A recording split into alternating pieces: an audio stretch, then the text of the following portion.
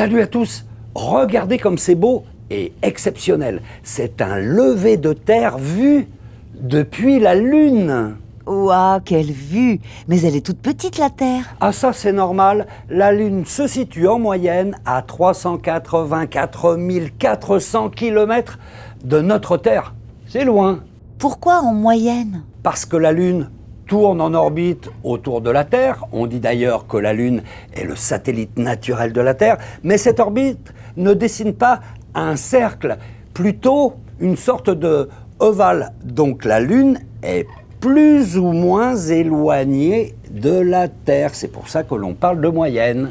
En fait, elle est toute petite, la Lune. En tout cas, elle est beaucoup plus petite que la Terre, à peu près 3,7 fois plus petite. Ça veut dire que si la Terre était un ballon de basket, la Lune serait une balle de tennis. Et la Lune est indissociable de la Terre depuis plus de 4 milliards d'années. Ah oui, quand même. Et comment elle est arrivée là? Ah, ça c'est une très bonne question et c'est une mission pour Élodie. Élodie, ici la Terre, tu me reçois ? Oui Fred, je te reçois 5 sur 5. En fait, la Lune est apparue il y a 4,5 millions d'années, juste après la formation du système solaire. Et même si l'histoire exacte de sa formation reste un mystère, un scénario domine. C'est celui qui consiste à expliquer l'origine de la Lune par un impact unique, géant, d'une planète équivalente par exemple à la planète Mars, c'est-à-dire qui serait 2 fois plus petite que la Terre. Cette planète serait venue impacter la Terre et le résultat de cet impact, de cette immense collision, aurait été donc tout d'abord la volatilisation de cette planète projectile et l'éjection d'une grande partie aussi de matière provenant du manteau terrestre, conjointe avec donc la matière de cette planète, en orbite autour de la Terre pour former une sorte de disque, de nuage, qui, au fil des années, bon là c'est en termes de millions d'années, finit par s'accréter, c'est-à-dire par se rassembler pour former un seul objet, qui sera la Lune. Mais ce scénario n'est pas parfait. Par exemple, il n'explique pas pourquoi les compositions internes de la Terre et de la Lune sont quasiment identiques. Il ne dit pas non plus pourquoi des molécules chimiques comme le carbone, le potassium ou l'hydrogène sont absentes sur la Lune alors qu'elles sont très abondantes sur Terre. En 2018, un nouveau scénario a donc été proposé. Cette fois-ci, on imagine 2 corps de dimension planétaire, donc effectivement un corps de type Terre, un autre corps qui peut être semblable à la Terre, ou plus petit, mais très énergétique, et ces 2 corps vont entrer en collision. Cette collision va provoquer la volatilisation complète de ces 2 objets. Donc on a formation d'un immense nuage, mais avec des proportions considérables, absolument extravagantes. Et en se refroidissant, on va avoir des pluies torrentielles très intenses qui vont tomber vers l'intérieur du nuage et vont former tout d'abord, dans un premier temps, par accrétion, une sorte de graine de lune. Et puis cette graine de lune va croître et former une lune. Et tout ça, c'est un processus qui est étonnamment rapide, ce qui est surprenant dans ce modèle, puisque ça se fait entre quelques heures à quelques jours. Alors ça explique très très bien les choses, parce que tout d'abord, je reprends la première contrainte qui était l'identité de composition. Et bien ici, comme ce nuage au début est constitué de cette vaporisation des 2 planètes, il est totalement homogénéisé, c'est-à-dire identique en toutes parts. Donc on restitue cette homogénéisation au niveau des compositions. Et lorsque la Lune se contracte, eh bien, elle se contracte qu'avec les éléments condensés. Les éléments volatiles ne font pas partie de cette contraction, et les éléments volatiles, en fait, sont intégrés avec tout ce qui reste de ce nuage pour former la Terre. Quel que soit le scénario, on ne trouve pas grand-chose sur la Lune. Il n'y a aucune trace de vie. Il faut dire que les conditions ne sont pas très accueillantes. Elle n'a pas d'atmosphère capable de la protéger, ni des rayons du soleil, ni des météorites qui s'écrasent à sa surface. Et puis la température atteint 123 degrés Celsius quand la Lune est exposée au soleil et descend à moins 248 degrés Celsius quand elle ne l'est pas. En revanche, il y a de l'eau, mais rien à voir avec l'eau liquide sur Terre, vous savez le fameux H2O. Sur la Lune, ce sont des molécules similaires mais avec un atome d'hydrogène en moins, des OH. Ces molécules sont emprisonnées dans les roches volcaniques en profondeur et on en trouve sur toute la Lune. C'est bizarre. J'ai l'impression de toujours voir la même face de la Lune. C'est normal, ça? Oh oui, c'est complètement normal, tu vas comprendre. La Lune fait un tour de la Terre en 28 jours environ. Mais la Lune tourne aussi sur elle-même et elle met environ 28 jours pour faire un tour sur elle-même. Et c'est précisément parce qu'elle fait un tour sur elle-même en même temps qu'elle fait un tour de la Terre qu'elle nous présente toujours la même face. Regardez bien, si la Lune ne tournait pas sur elle-même, cette face serait toujours orientée dans le même sens et donc pas toujours vers la Terre. Or, ce n'est pas le cas, car quand la Lune fait un quart de tour de notre planète, en même temps, elle fait un quart de tour sur elle-même. Elle présente la même face.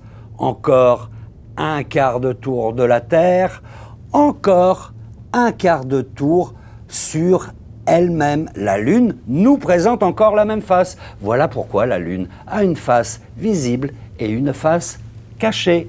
Compris, mais il reste un mystère. Parfois, la Lune est visible entièrement et d'autres fois, on ne voit que la moitié.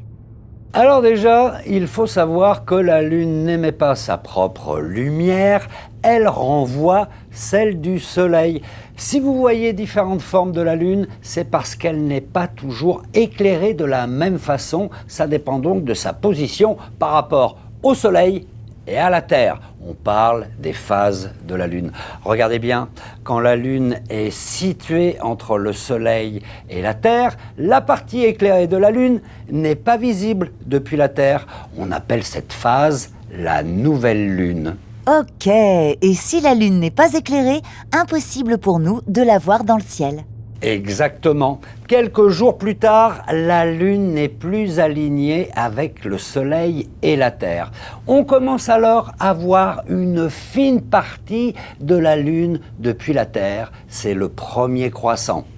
Encore quelques jours plus tard, quand la Lune est parfaitement à angle droit par rapport à l'axe Terre-Soleil, elle est éclairée sur une moitié. Cette phase lunaire, c'est le premier quartier. Et la pleine Lune, ça se produit quand? Pour cela, la Lune, la Terre et le Soleil doivent être alignés exactement dans cet ordre. La face visible de la Lune est alors totalement éclairée par le Soleil. C'est la pleine Lune. Ensuite, la Lune continue sa route autour de la Terre et sa face visible depuis la Terre est de moins en moins éclairée. On dit que la Lune décroît jusqu'à retourner en phase de nouvelle Lune et ainsi de suite. Ah, la Terre et la Lune m'ont l'air inséparables. Oh oui, mais ça ne va peut-être pas durer éternellement. Regardez bien. Non, ça ne va peut-être pas durer. En fait, la Terre et la Lune s'attirent l'une vers l'autre en permanence sous l'effet d'une force qu'on appelle la gravitation. On peut même observer les effets de cette attraction sur la Terre. Si, je vous assure. À un moment donné, la Lune se trouve au-dessus d'un point de la Terre et donc effectivement, on va à ce moment-là avoir un soulèvement par la force de gravitation d'attraction lunaire, un soulèvement des masses océaniques et aussi des masses terrestres, et c'est ce soulèvement que l'on appelle la marée. Et si ce phénomène est visible le long des plages, il a surtout une influence sur la rotation de la Terre.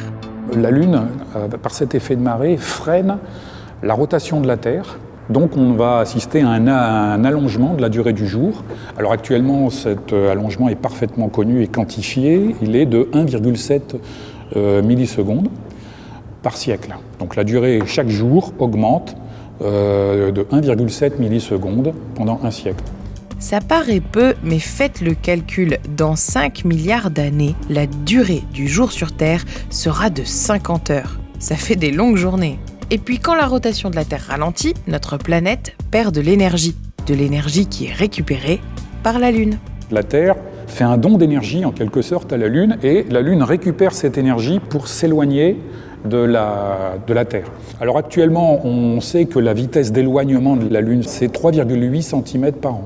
Dans 5 milliards d'années, elle sera 190 000 km plus loin. 190 000 km plus loin, c'est déjà la moitié de la distance actuelle Terre-Lune. Bon, et il vaut mieux qu'elle ne s'éloigne pas plus vite, car la Lune est indispensable pour maintenir l'inclinaison de l'axe de rotation de la Terre.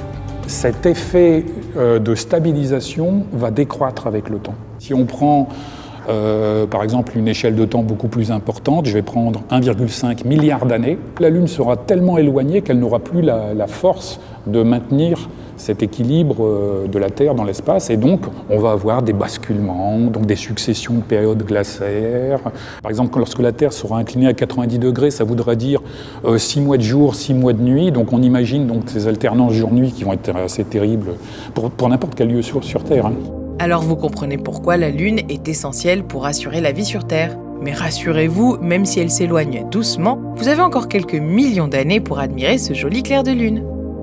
Regardez, c'est beau, c'est une éclipse totale de soleil observée en 2017 depuis l'ouest des États-Unis.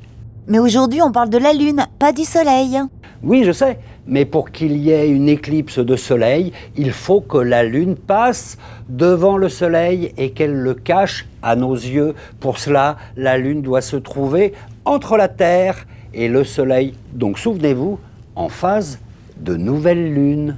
Ça veut dire qu'il y a une éclipse tous les mois ? Et non, dommage, car ce n'est pas aussi simple. En fait, la Terre tourne autour du Soleil dans un plan que l'on appelle le plan de l'écliptique. La Lune, quant à elle, tourne autour de la Terre sur une orbite légèrement inclinée par rapport au plan de l'écliptique. Donc quand la Lune passe entre la Terre et le Soleil, elle est parfois trop haute ou parfois trop basse. Donc pour observer une éclipse de Soleil, la Lune, la Terre et le Soleil doivent être parfaitement alignés dans le plan de l'écliptique, comme ça. Et ça, eh bien c'est nettement moins fréquent, minimum 2 fois par an. Oh là là, il en faut des conditions pour voir une éclipse. Et ce n'est pas tout. Si tu veux observer l'éclipse depuis la Terre, tu dois te trouver pile au niveau de l'ombre lunaire qui se déplace sur le globe. Regardez, comme ça, car l'ombre de la Lune s'étale sur une petite zone et seules les personnes qui se trouvent dans cette zone assistent à l'éclipse totale. Waouh, c'est trop beau. On la verra quand la prochaine ? Ça dépend où tu te trouves sur la planète. Si tu restes en France, la prochaine éclipse totale de soleil ne se produira qu'en 2081. Eh ben, ça nous laisse le temps d'aller sur la Lune. Tu veux dire retourner ? Parce que le premier pas de l'homme sur la Lune, c'était en 1969, je te rappelle. Mission Apollo 11. Décollage immédiat, Élodie. Oui, Fred, accrochez vos ceintures. La conquête spatiale commence à la fin des années 1950. À cette époque, les Russes et les Américains sont en compétition, chacun voulant être le premier à fouler le sol lunaire. Plusieurs sondes sont envoyées avec succès pour la photographier de plus près. Mais le 20 juillet 1969, c'est l'Américain Neil Armstrong qui fait le premier pas sur la Lune. Les États-Unis réaliseront ensuite 5 autres missions Apollo avec succès. Au total, 12 astronautes ont marché sur la Lune. Toutes ces expéditions ont permis de rapporter 382 kg d'échantillons de roches lunaires sur Terre destinés à la recherche scientifique. Mais depuis la dernière mission Apollo en 1972, les vols habités vers la Lune sont terminés. Seules des sondes sont encore envoyées pour continuer de l'étudier. Aujourd'hui, plusieurs pays se lancent à nouveau à sa conquête, comme les États-Unis et la Russie, qui ont prévu de collaborer pour construire une station spatiale en orbite autour de la Lune. Et ce ne sont pas les seuls. L'Agence spatiale européenne envisage d'y construire une sorte de village lunaire.